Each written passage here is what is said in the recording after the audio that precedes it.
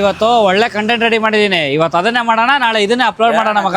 ಗುರು video ಮಾಡೋಣ ಅಂದ್ರೆ ಯಾವ್ದು ಕಂಟೆಂಟ್ ಸಿಗ್ತಾ ಇಲ್ಲ, ವಿಡಿಯೋ ಸ್ಟಾಪ್ ಮಾಡ್ಬಿಡೋಣ. ವಿಡಿಯೋ ಎಲ್ಲ ಏನಕ್ಕೂ ಸ್ಟಾಪ್ ಮಾಡ್ತೀಯಾ? ನಾನು ಒಳ್ಳೆ ಕಂಟೆಂಟ್ ರೆಡಿ ಮಾಡಿದೀನಿ, ಅದನ್ನೇ ಮಾಡೋಣ ಇವತ್ತು. ಏನ್ ಕಂಟೆಂಟ್ ಮಗ? ನಾವೆಲ್ಲ ಒಂದೇ ಗ್ರೂಪ್ ಅಂತ ಜನಗಳಿಗೆ ಗೊತ್ತು. ಹೌದು ಸರಿನಾ? ನೀನು ನಮ್ ಗ್ರೂಪ್ ಇಂದ ಎಕ್ಸಿಟ್ ಆಗು. ಸರಿ. ನೀನು ನಮ್ ಮೇಲೆ ಕೆಟ್ಟದಾಗ ವಿಡಿಯೋ ಮಾಡ್ಬಿಟ್ಟು ಅಪ್ಲೋಡ್ ಮಾಡು.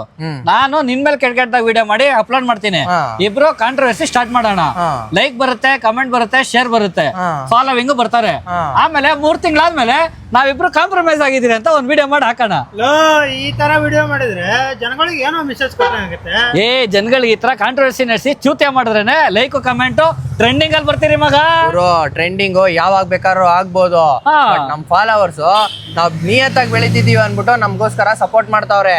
ಅಂತದ್ರಲ್ಲಿ ಅಂತ ಜನಗಳಿಗೋಗಿ ನಾವ್ ಚೂತ್ಯ ಮಾಡೋದ? ಗುರು ಯಾವಾಗ ಬೇಕಾದ್ರೂ ಟ್ರೆಂಡ್ ಆಗ್ಬೋದು, ಫುಲ್ ಫಾಲೋವರ್ಸ್ ಮಾಡ್ಕೋಬಹುದು. ನಿಯತ್ತಾಗಿದ್ರೆ ಯಾವಾಗ ಬೇಕಾದ್ರೂ ಬೆಳಿಬಹುದು. ಬಾ 2 ದಿನ ಲೇಟ್ ಆದ್ರೂ ಲೇಟೆಸ್ಟ್ ಆಗಿ ಬೆಳಿಬಹುದು, ಬಟ್ ನಿಯತ್ತಾಗಿರ್ಬೇಕು ಗುರು.